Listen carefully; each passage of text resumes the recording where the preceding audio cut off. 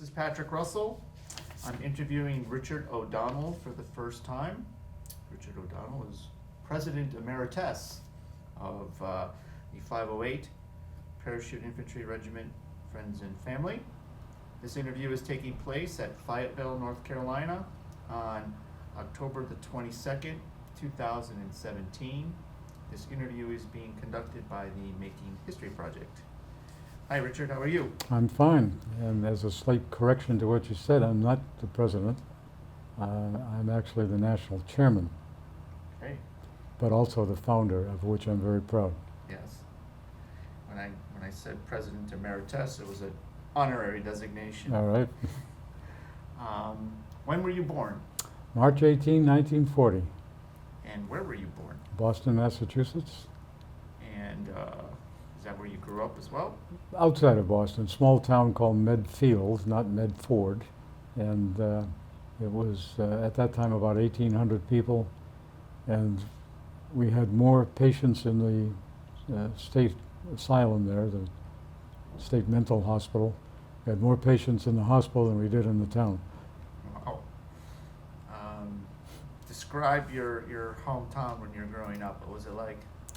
Well, it's one of those towns where you can say that if you didn't know what you're doing, everybody else did. It was very close-knit in the sense that everybody did, in fact, know everybody. It was a carefree lifestyle as a kid.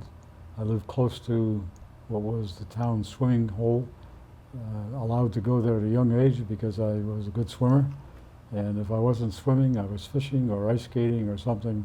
That pond, Kingsbury's Pond, was kind of like the center of life for me.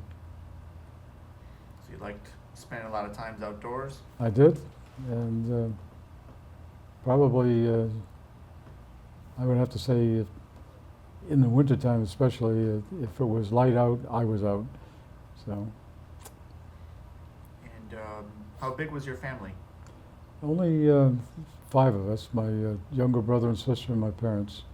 And we were each 6 years apart.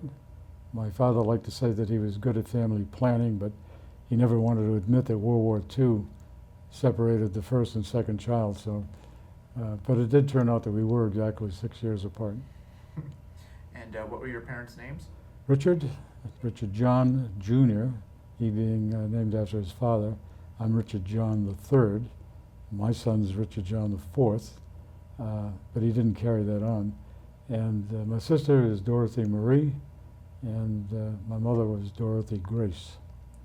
And where were your parents from in terms of their ethnic background? He was from Scranton, Pennsylvania, coal mining country.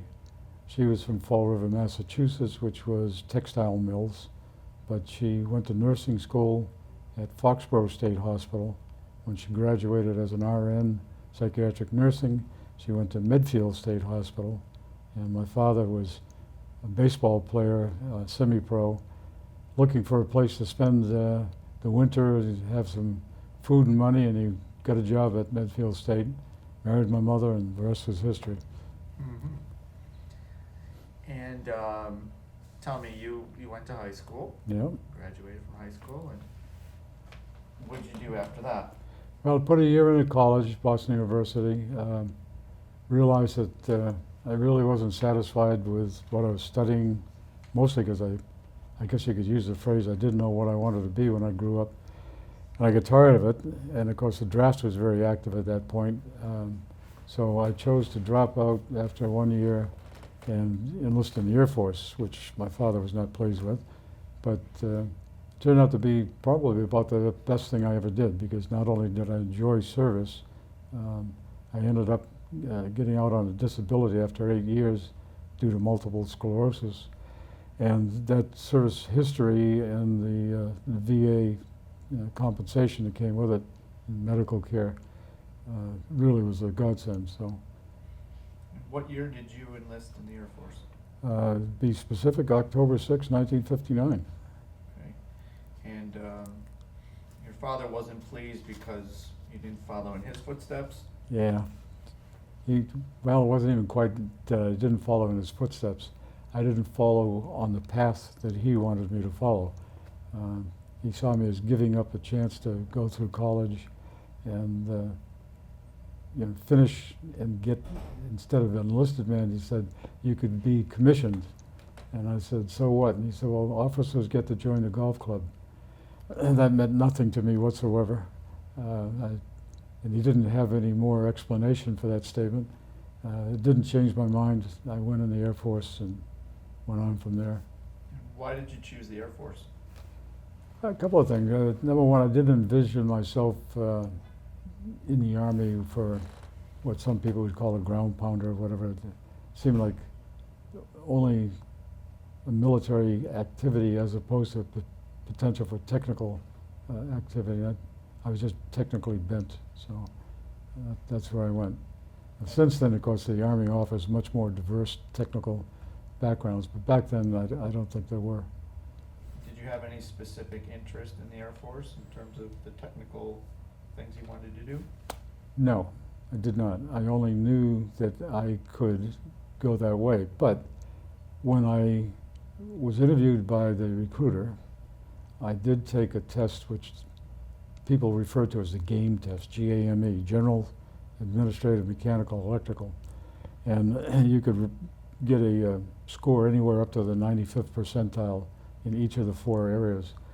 And I scored 95 in general, and I think administrative mechanical I had like 80, electrical around 75 or 70 maybe.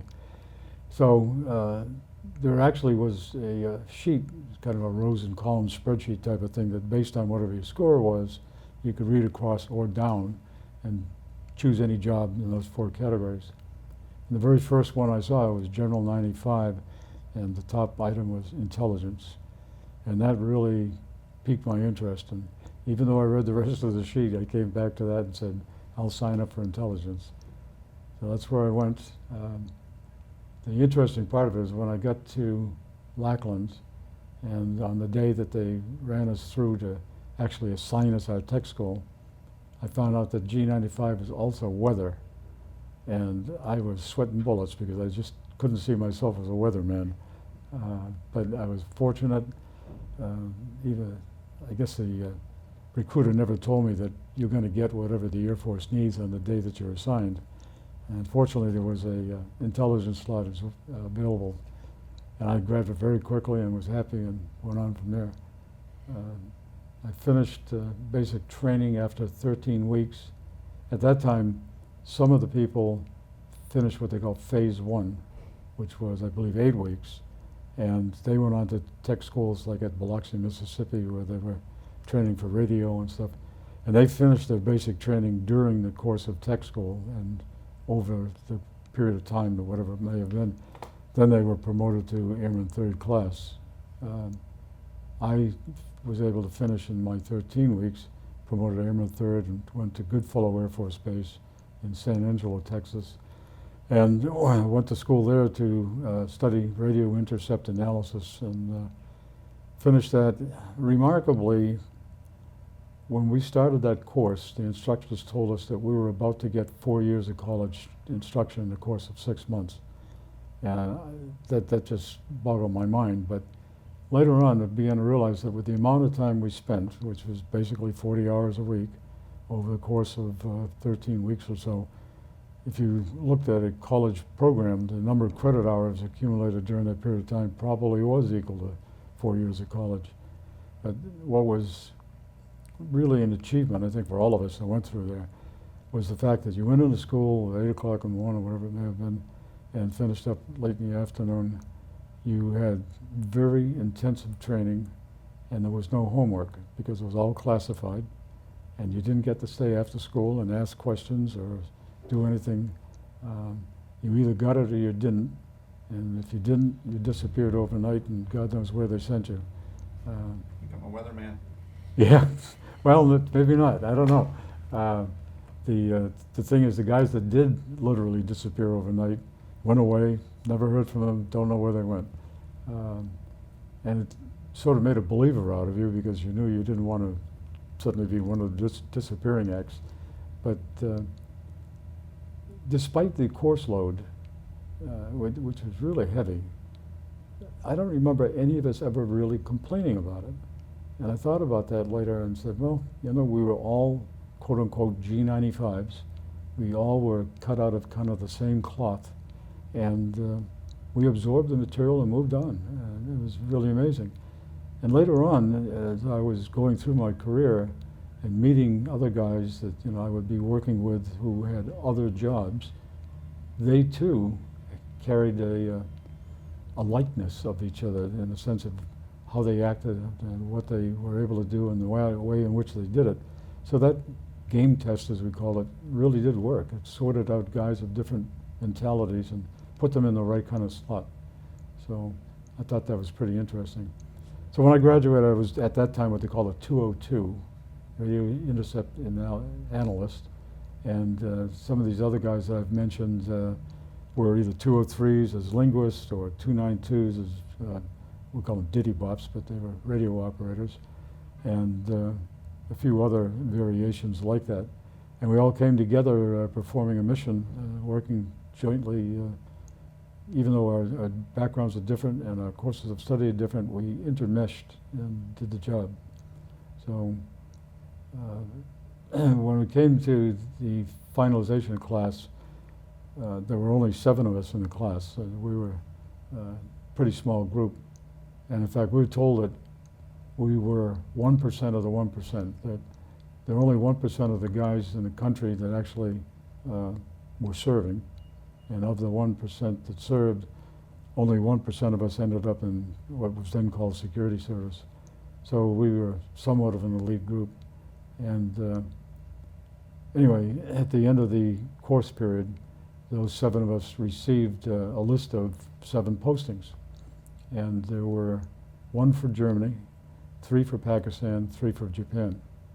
And I was number 3, I guess, in the class. Or 4, one or the other. Together as number 1 snagged Germany, and so the next 2 guys took Japan, and everybody thought I was going to take Japan as well, and just relegate the other 3 to go to Pakistan. But Pakistan was a short tour, 12 to 15 months, and Japan was 2 years, and of course it's kind of a comparison of heaven or hell. And I decided that I was going to go to hell first because that would let me go on to a place like Japan for the last part of my 4-year tour.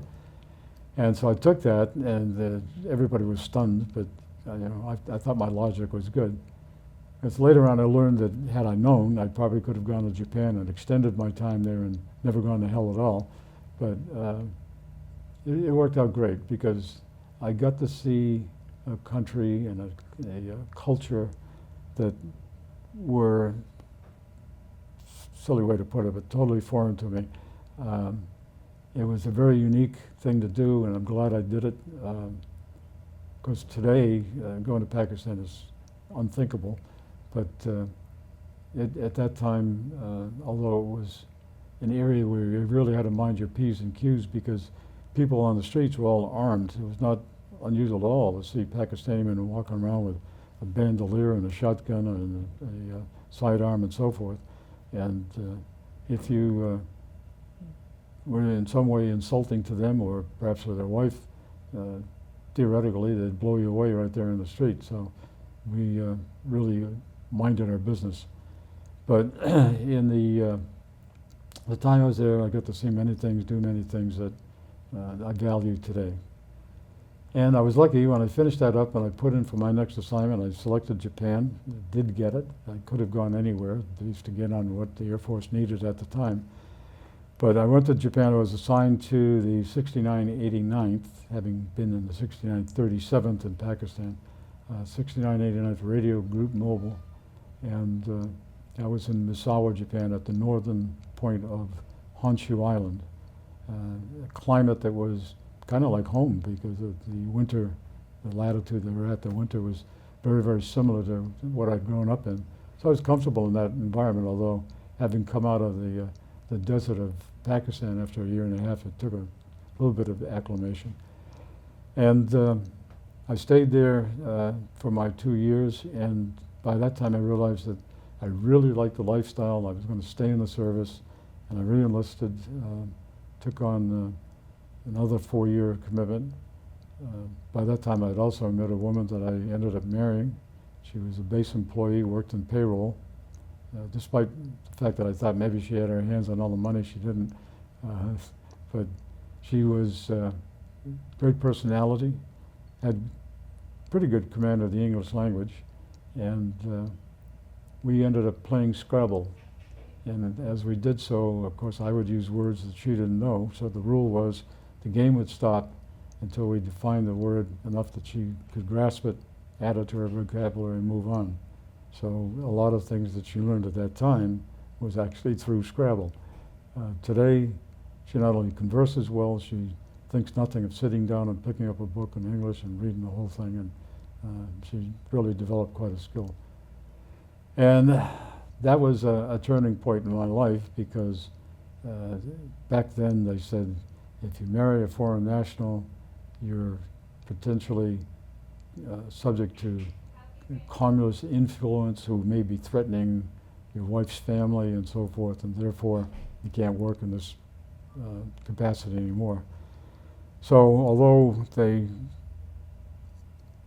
tried to get that waived in my case, the commander went to bat for me. I ended up one day having an AP show up at my desk and saying, "Are you Sergeant O'Donnell?" I said, "Yeah." He said, "You got to come with me." And I said, "Okay, where are we going?" He said, "Your clearance has been pulled and we're leaving." And I said, "All right, let me clean out my desk." And he said, "Now." And all right. And as I walked out, my boss said, "Where are you going?" And I said, "Clearance has been pulled," and that was it. So I was again in a slot where now I had to figure out, what am I going to do next? And I went to the wing headquarters, and some NCO there pulled open his book and said, "Let's see, you're a 202, so there's 3 job choices you can transition to." Not sure what the logic was of this, but he read off the first AFSC, and I said, "What's that?" And he said, "Air Police." I said, "No, don't want that." And he read off another one, which I knew, it was clerk typist. And I said, "No, I don't want that." And by now I was really getting concerned. The third one was 206. I said, "I'll take it." And he didn't ask what it was. I said, "I don't care. Anything starts with 20 is intelligence, and I'll take it." And it turned out that was photo interpretation, recon photo. So we left Japan, got transitioned to Shaw Air Force Base in South Carolina, which at that point was a squadron under the 432nd Tactical Reconnaissance Wing. I forget what our unit designation was, but got there. I had to go to tech school out in Denver, the Air Force Institute, and 2 or 3 months of training came out surprisingly as the, I guess you call it class valedictorian, #1 student anyway. And very surprised when they presented me an award on graduation day, because I had no idea I was up top. And some of the officers were laughing and said, "You know, we used to watch you going around the classroom, making sure that other people understood what was going on, and, you know, potentially giving up the rank standing that I didn't even know I held." And they just said, you really didn't know it?" I said, "I had no clue." But when I got back to Shaw, the word had been passed on to them that I had done as well as I did. And very shortly thereafter, I was promoted to staff sergeant, so that was very good. And we moved from Shaw, got consolidated into the wing up in Langley Air Force Base in Virginia. And I was there for a few months when they came down and tapped myself and a few other guys in the organization, sent us to Thailand, because the wing was going to be flying missions over North Vietnam, and we set up shop there. What year was that? Well, that would have been middle part of 1966, probably July or August. And I was there for what would have been a year. It turned out only 9 months, because my mother put me in for emergency leave. I wasn't even aware that she was doing it, but one day the first sergeant showed up and told me that I was leaving immediately because I was going home on emergency leave. My father was terminally ill. He had amyotrophic lateral sclerosis, which everybody knows is Lou Gehrig's disease. And I had known that before I went, but he was progressing quite a bit, and she felt she needed me at home. So I suddenly found myself on a aircraft heading back to the States, and got home in I think it was like May of '67. I was stationed temporarily at Hanscom Air Force Base, which is outside of Boston, and spent the time there. That they didn't know what to do with the staff sergeant that was on casual duty status, so I ended up running the Class 6 store, which is the liquor store, which was pretty good because I couldn't drink due to my medications and so forth. So to put a non-drinker in charge of an alcohol store is probably an intelligent move. But that was my only duty, and the store was only open a few hours a day. So that gave me time, thankfully, to look in the civilian market. And I found a job that I wanted, which was a computer programmer trainee, and was all set to do that when they called me in the wing again and said, "Hey, we just realized you have a critical AFSC, and we're willing to waive your medical status and retain you." And, you waited too long, guys. Sorry. I'm all set to do what I want to do. My wife and I decided we want to be out with too much separation with the way things have been going, and I knew full well if I accepted that, they were going to send me back over to Southeast Asia again. That was a given. And so I declined, and I did get out of service on August 31st of '67 after just about maybe 36 days shy of 8 years. And went home that night and took my uniform off and hung it up in the closet, which felt kind of weird knowing I wasn't going to put it on again. But I started into my civilian career, I think the following Monday, and went on from there. People that hired me was American Mutual Insurance. It was a company in Wakefield, Massachusetts, not too far from Hanscom. It was a pretty good commute. It was close to 40 miles from my home.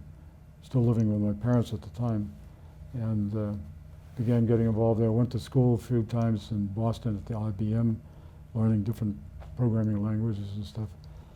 And after we got ourselves settled into that, was able to buy a house in Millis, Massachusetts, which is abutting Medfield, my hometown. And our second, I guess I didn't mention, we had a daughter while we were in Japan. My second child, Richard John IV, was born there in Millis. And we stayed there for about 7 years. My time at American Mutual, I went from programmer trainee to senior systems analyst in the course of about 6 years. Moved to Digital Equipment Corporation, which was a computer manufacturer, young upstart company, was kind of like the Silicon Valley of the Northeast at that point. Very forward-moving, progressive company. And interestingly enough, they were headquartered at the time in what was known as, quote-unquote, the mill. It had been a woolen mill back in the late 1800s, early 1900s, and was a multiple building complex that kind of tumbled down a hillside. The buildings were not planned, they just added on as they wanted to grow, and as a consequence, you might leave building 3 on floor 5 and end up in building 27 on floor 2, just because of the topography. And it took a while to learn your way around. A lot of jokes about people that went to a meeting and never were seen again. But it was a wonderful place to move on to. And we stayed there until 1979, when I decided that after having gone through the blizzard of '78 in Massachusetts, which was horrendous, that really wanted to get out of the snow belt. And that, plus the fact that I had multiple sclerosis at that point, it was very, very tough on me. The cold weather affected me terribly. So searched around, looked at San Francisco, which is an area that I loved. My wife and children being Japanese, or extraction of Japanese. I figured the Asian culture out there would be potentially useful to them, more tolerant of them perhaps, And actually I had 2 job offers out there, one from Variant Systems Corporation and one from chemical company, Raychem. At the time for DEC in Maynard, I was the program manager for sales and marketing systems, which meant that I was responsible for the integration of all of the sales order processing throughout Europe. It's about 7 countries and multiple manufacturing and sales locations back into the headquarters. And Raychem wanted me to do exactly that for them, which was all well and good, but I was tired of the frequent travel to Europe, and if I was doing it for Raychem, that made the trip at least 5 hours longer because I had to go from the West Coast cross country even to begin getting towards Europe. So I wasn't too happy about that, although it was interesting. And then I ended up getting a job offer from Harris Corporation in Florida. And my mother at the time was living there, that was convenient. And Florida certainly was a climate that I could tolerate. And it turned out that Harris offered me slightly more than the companies in California did, and housing was certainly more affordable in Florida. So that's where we went. Got there in December of '79, and we have been so happy there ever since that obviously I just retired there and life has been good. Very happy to have been there.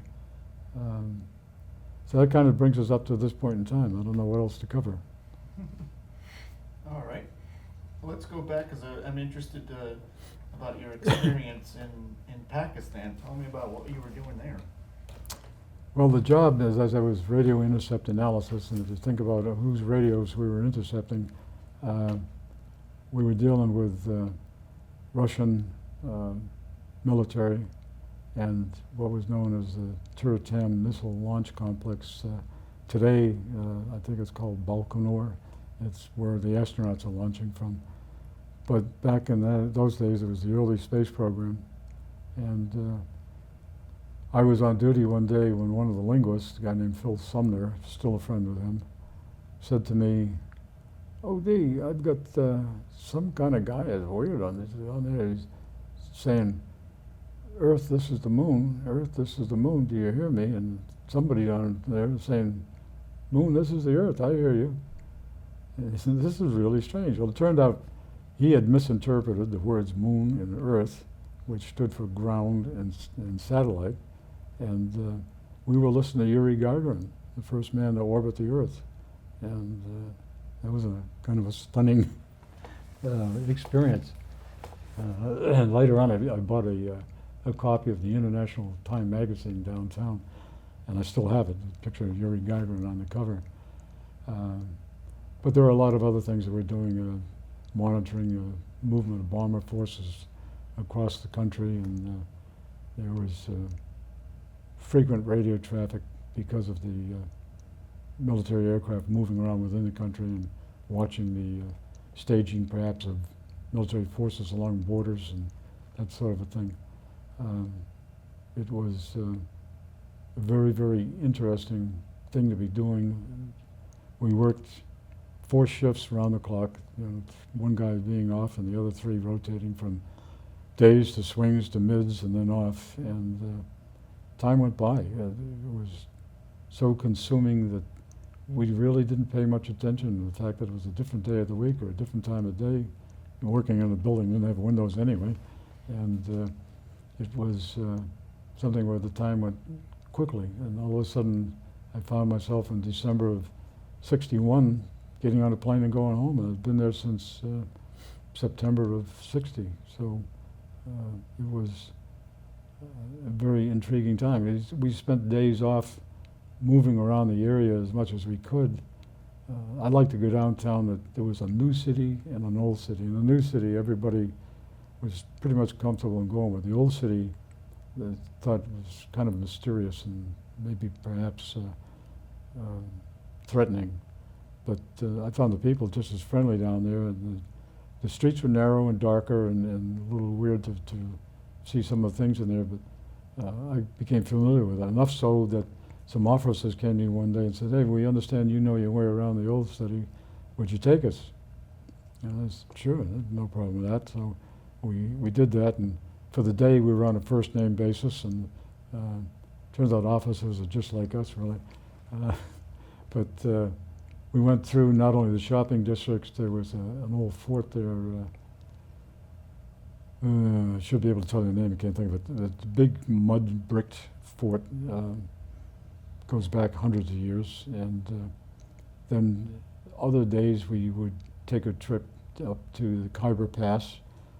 Anytime we were going away from the base, number one, you had to have a Pakistani driver, because the Americans were not permitted to drive on the streets there. That the government was afraid of getting in some very sticky situation should an American have an accident and kill somebody or what have you. So we traveled in luxury. It was a stake bed truck with chairs that we brought out of our rooms. And we sat in the back of the truck. And after a while, because these were just wooden chairs, after a while the bouncing and jouncing was such that you became butt sore, and so we'd stand up and hang onto the stake sides. And probably, I would say 90% of the trip was spent standing instead of sitting. But we got up to Khyber Pass. That was a trip of, I don't know, 15, 18 miles, something like that. And when you went into the pass, you began going through a series of switchbacks because of the changes in altitude and the pass topography. And there were, I forget now how many tunnels. The railroad had even more. There was a railroad went through at one level, so they tunneled everything. But we were constantly switching around and driving. You could go down. Sometimes you're at the riverbed level, and sometimes you're high up, about 2 or 3 tiers. And you'd end up at the border with Afghanistan, and at that point we weren't allowed to proceed any further. But it was very intriguing. There was a fort there. I do remember the name of it. It's called the Jamrud, Jamrud fort, for the Khyber Rifles, and an enormous fort, all made out of mud brick. It's a very impressive sight to know that this thing was all built by hand with local clay, you know. And I don't know how old it was, but I'm sure it went back into at least the 1800s, maybe earlier. So those are the kinds of things that we did for recreational travel, if you will, with one other place being also important, and that was an area called Murree, M-U-R-R-E-E, way up in the mountains outside of, can't think of the name of the city, it'll come to me. But the point is that it was very picturesque up there. The embassies typically had buildings there for their own staff to take a little bit of break. And it overlooked the Valley of Swat, which of course became famous later on for a young lady who was shot just because she went to school. And as I say, it was picturesque. I remember sitting on the balcony of the room that I had and watching down below me the valley, and a cloud bank was building up another valley and then spilled across over the hill like a soap suds out of a sink that was overflowing. Just a wonderful, refreshing thing to do. And I met a guy one day. I was walking around the hillside there, and a Pakistani man walking the same path, and we got into a conversation. He said, "All of you Americans are rich." I said, "No, that's not true, not at all." And he said, "Yeah." He said, "You're rich, I know." I said, "No, I'm not." And he said, "Yes, you are. I could tell because you have a watch." My God, I can't believe he said that. I thought to myself quickly, well, I could give him my watch and then he'd be rich too. And I said, no, if I do that, it's going to say that proves it because you're rich enough you can afford to give away a watch. So it was kind of a catch-22 situation. It was also like one time I was in the Khyber Pass and I was actually eating at a campfire there with some men, the locals. They made a thing called chapatis, which was kind of like an unleavened dough and a pizza dough kind of a shape, and they would fill it with like a lamb stew or what have you. Very fiery hot because they used hot spices to kill bacteria if they could. And in the course of the conversation, one of these men asked me, did I believe in God? And I said, yes, I do. And he said, why? And he said, well, it's the way I was brought up. I was taught to that. And he said, well, I didn't need to be taught. He said, I know that there's God because if you think about all of the animals, little animals are eaten by big animals. But when you look at the very smallest living thing there is, there's nothing smaller for him to eat, so only God can feed him. And I thought to myself, that's a wonderful, beautiful, inspiring thing to say, as long as you don't know about microscopes. And I just remembered that as something that he was very certain that he understood exactly why there was God. And he may have been right, but it was an interesting thing to hear. So, but most of our time we spent on base. When I got there, and I say base, we were always told not to call it a base because we didn't have an airfield. It was a post, but the facilities there, it was just being built. It was in the early stages. We did have an airmen's club, which was actually a service club. All levels of rank went there. We had a chow hall. There was a gymnasium being built, and I think that was about the extent of base facilities at the time I arrived. Excuse me. We lived in H-shaped single-story buildings. The legs of the H were where all of the quarters were, and the crossbar on the H was the common latrine for the two wings. There were 5 H-shaped buildings like that. One of the 5, 4 were given over to the shifts, so that if you were working mid, everybody else in the building was working mid. You were all sleeping at the same time during the day, and it was less disruptive.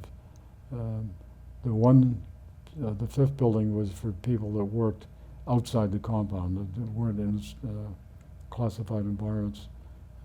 So the guys in the motor pool or the dining hall or what have you lived in that 5th building. Amazingly today, although the base has long been closed, if you look at what it became, there's actually 3-story barracks there.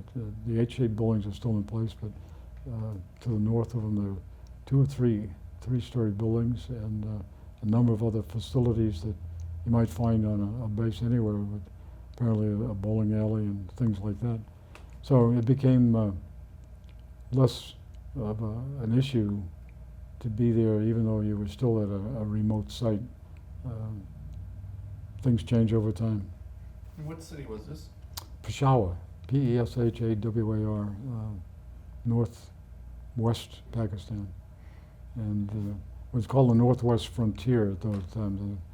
The fact that it wasn't really under civil rule, it was under military rule. And hence you had the guys walking around with firearms and what have you. Not an area that you'd want to go to today, I guess. So. Oh. And how many people were on your post?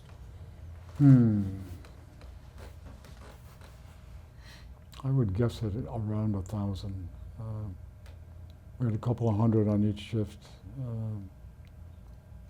And so you had some support people. I would guess in the vicinity of 1,000, maybe less. It's a pretty big place. You had security details, I guess? In what respect? People keeping security? Mm-hmm. Guarding them. Yeah, we had military police, and sometimes we were tapped ourselves to stand guard duty, not too frequently. The area was relatively quiet at that time. It was the comparison of what that area has become today with the influence of the radical Muslim environment, I guess, versus what it was then, where we were tolerated as opposed to hated. Stark contrast to yesterday versus today. And did you learn the language? No, not at all. There was no need. And as an example, this funny thing just popped in my mind. If you were in the military, Pakistani military, and you were an upper-level NCO or an officer, you had to know English, because all communications were conducted in English because of the fact that the British, had rule over that area of the world in years past. So to encounter somebody that spoke English was not unusual, as long as they were in one of those capacities. A friend of mine and I were one day riding bicycles, which we had rented somewhere downtown. We came across an area we hadn't seen before. It was a Pakistani army camp, and near the road there were some guys boxing, sparring really, in a ring. So we stopped and we were watching because that was interesting. And after a while, a British officer came over and invited us to come in and watch closer. So we thought that was great, and he pointed down the street and said, "Go down there to that guard post, and I'll call ahead, and he'll show you how to get in and tell you where to go." So we went. He didn't speak any English, but he knew we were coming, and he just pointed down the street, and we went down and found this place. And so the guys continued boxing. And then after a while, the guard, or the officer, came up and said, "The men would like to see you fight." And I said, "I don't particularly want to do that. I have no experience." And Al said, "It'll be good. Don't worry about it. We'll just get in there and tap around." And so I said, "Okay." So we went in and put on gloves and so forth. And the next thing I know, Al is bashing my brains out. He apparently in high school or something had some training in boxing. I had none.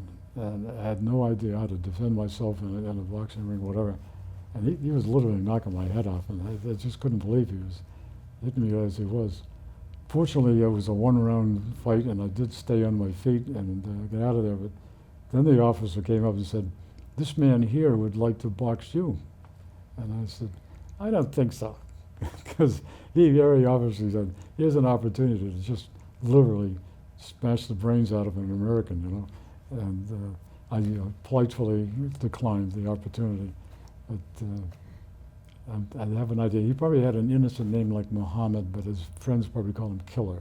You know? So that was the end of that particular day. But you'd run into funny little situations. Downtown there was a shop I like to go to buy various trinkets to send home. And things there were often made out of brass, hand-hammered brass with designs and stuff like that. And the shopkeeper was a man named Wazir Khan. Khan, by the way, is like Jones or Smith here, because when the country adopted the idea of having a family last name, almost all of them took the name of Khan because it was a famous man in their history. But at least that's the way I understand it. So anyway, Wazir's shop was the place I went to often, and there was something that I had been bargaining with him on. That you don't buy anything just by saying you pay list price. You always have to bargain.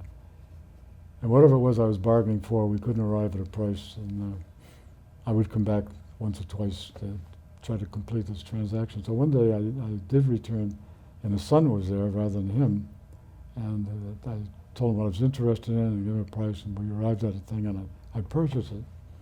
And as he was wrapping it up, Wazir came back and said, "Oh, you're back, what'd you buy?" I said, "What'd you pay?" And I told him. He said, he really laid it into his son. And it was very obvious that I had taken this thing below a profit level. And so I offered to give it back or pay whatever I should. And he said, "No, a deal is a deal." You know, but he obviously was not pleased. And it took a while before I could come back into his store and have the happy kind of interaction that we'd had before. But I don't even remember what it was I bought now, but it was an unpleasant day because I was very embarrassed at what had gone on.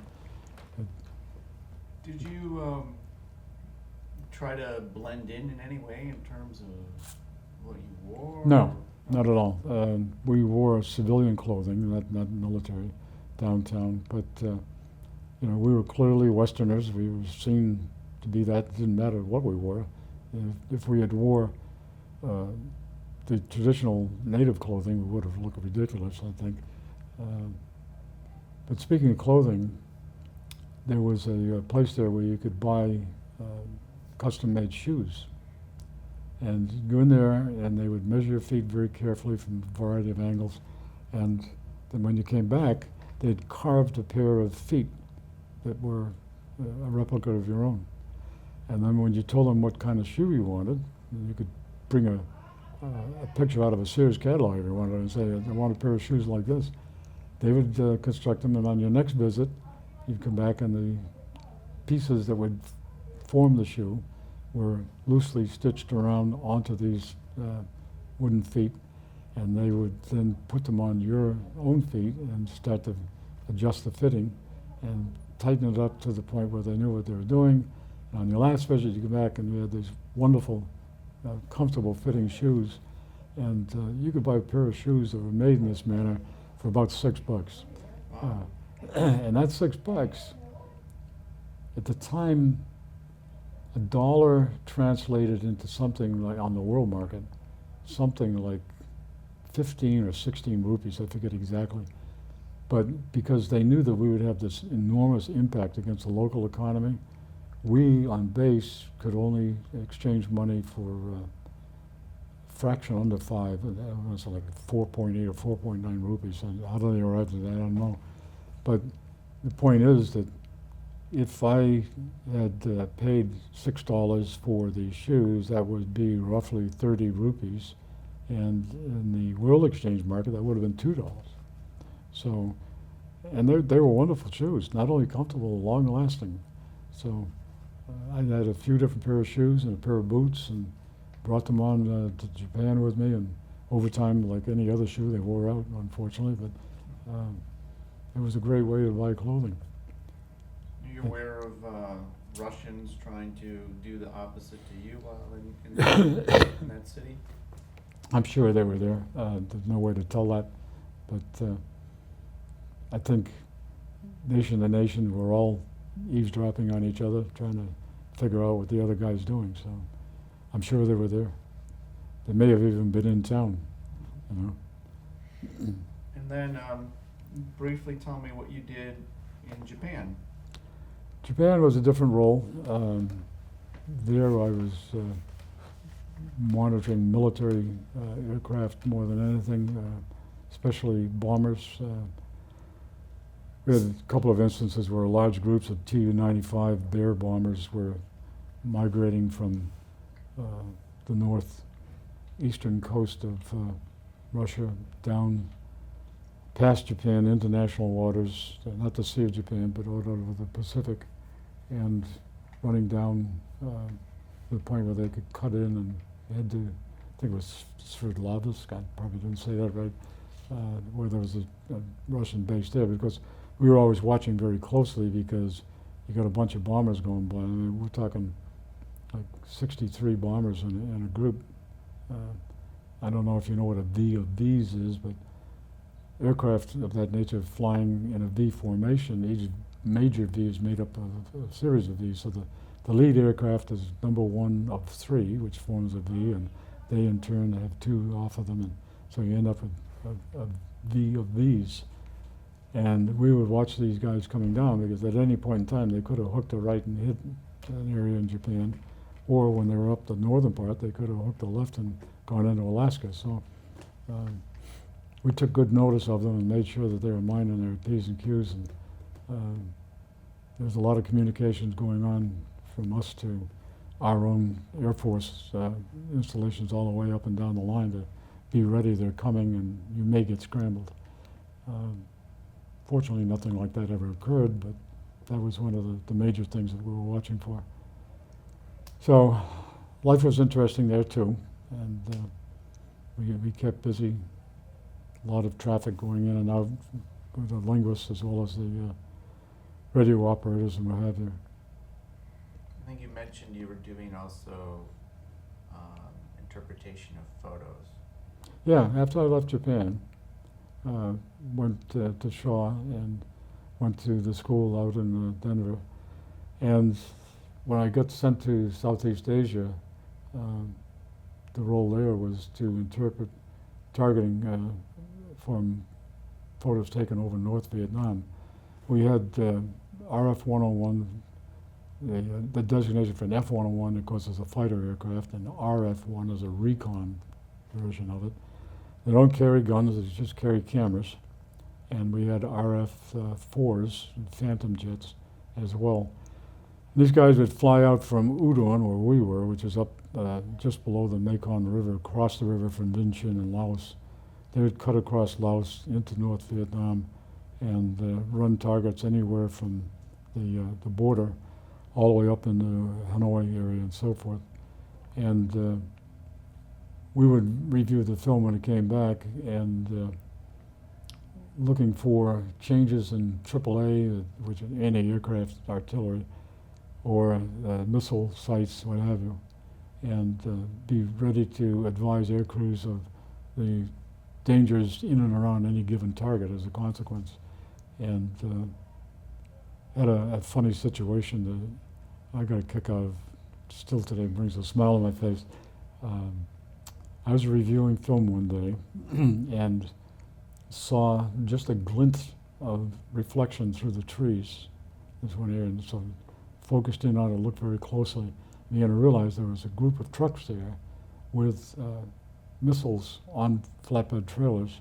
They were clearly getting ready to move into an area and set up shop. So that was a hot thing because number one, warning, there's going to be missiles, but number two, hey, they're not set up yet, we can knock them out of commission. So we need to get a flash message down to headquarters in God, it's terrible to get all in South Vietnam anyway. The point is that it had to be sent out over telephone, therefore it had to be a coded message. So one of the officers said, hey, give that to O'Donnell, he knows how to do that stuff. And I looked at him and said, you been reading my personnel file? And he said, yeah. He said, I know what you were doing. So they handed me the book, and there was a book that was the code of the day. It was only to be used that one day, never again. And so you were able to just pull the code and know that it was going to be uninterpretable at the other end. And so I translated the message over to that and put the call in, and some guy that probably was a brand new second lieutenant answered the phone and said, I have traffic for you, you ready to copy? He said, yeah, I'm ready. So I started reading the things that are just groups of letters, seemingly random letters. So I'm reading, and I'm probably mixing up things like Alpha for Able and Bravo instead of Baker and what have you. And at one point he told me to stop. And I said, what's wrong? And he said, do you realize that you're mixing up the old alphabetic code with the new? And, well, it's possible, sir, but you having any trouble understanding what I'm saying? He said, no, but I want your name, rank, and serial number. I said, why? He said, I'm going to report you for not using the proper alphabetic code. And I thought a second, I said, okay, but I want your name and it's still number 2. And so he said, why? I said, because I'm going to report you for delaying the strike on an important military target. And the officers who were listening on this were cracking up in the background, just literally bending over the waist trying to not laugh out loud. And it was quite on the other end, this officer said, okay, continue reading. And that went on from there. The officers, after the call was over, said, well, you really gave it to him. And I said, yeah, an idiot, you know. But it was a funny day, and I just got a kick out of it. So where were you based when you were doing this? in Udon. That's the name of the base. It's a military base in Udon, Thailand. And as I said, it's near the Mekong, just across the river from Vientiane, Laos. And how long were you there? Well, I was supposed to be there a year, but I was home 9 months because of the emergency leave status. And I really didn't want to go, you know. I was doing a good thing. I had a good group of guys working for me. I hated to just suddenly pick up shop and leave, but I had no choice. In fact, I told the first sergeant that day, and he said, you have no choice, you're under orders. So I was gone. Were you ever looking for prison camps? Oh, yeah. In Were you fact, successful in finding any of those?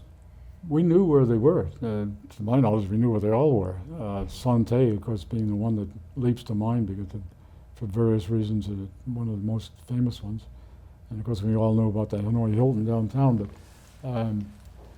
we were under standing orders to not fly aircraft anywhere near any of those prison camps because of the fact that the prisoners would start cheering when they saw an American aircraft in the sky nearby.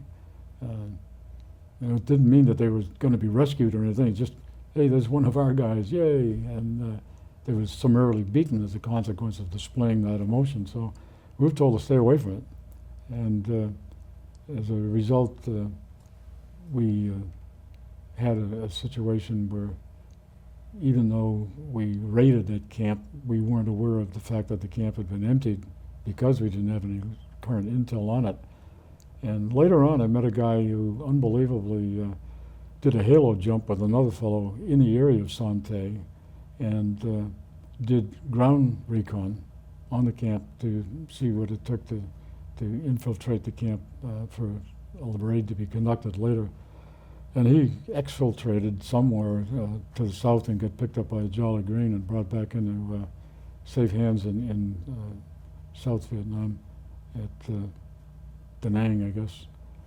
But despite all the facts that we were trying to plan a good, successful raid there, and I can't remember the name, man, it's famous, I think it's Bull Simmons, was the leader of a group that did subsequently raid that camp and so forth, only to find it empty. Yeah, we knew where they were, definitely knew where they were, but it was kind of a hands-off situation for us. So we had another situation. I don't remember too many things. I always regret I didn't keep a diary, but we had a situation where plane, an RF-4, was lost over, we thought, in the area of northwest, name won't come to my mind.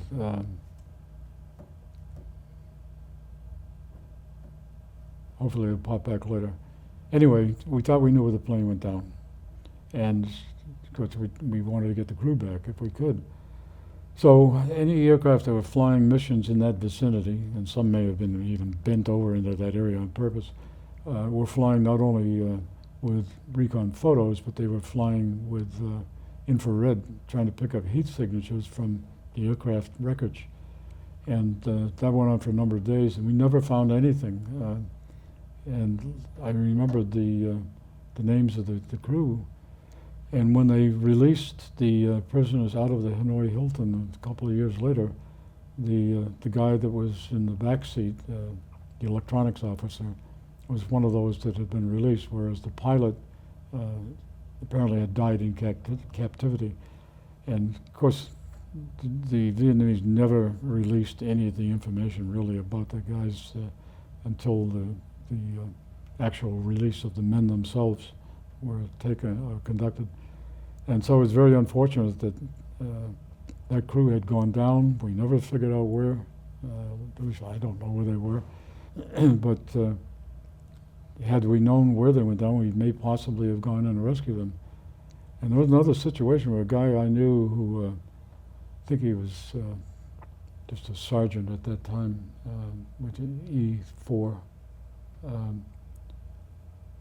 was a PJ, parajumper, and there was a plane went down in a certain area. There was a ridge, as it turned out, and Jolly Greens flew in to get them. And we're in hostile territory, what they used to call Indian country. No offense to the Indians, it's just the way we said that.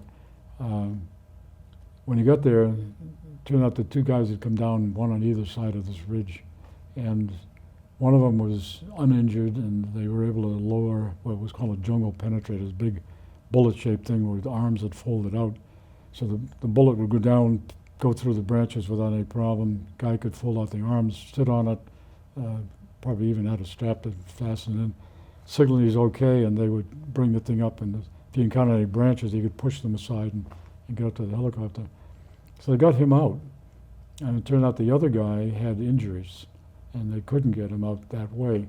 So the fellow that I knew went on the penetrator himself wrote it down, got the guy taken care of to the point where they could hoist him.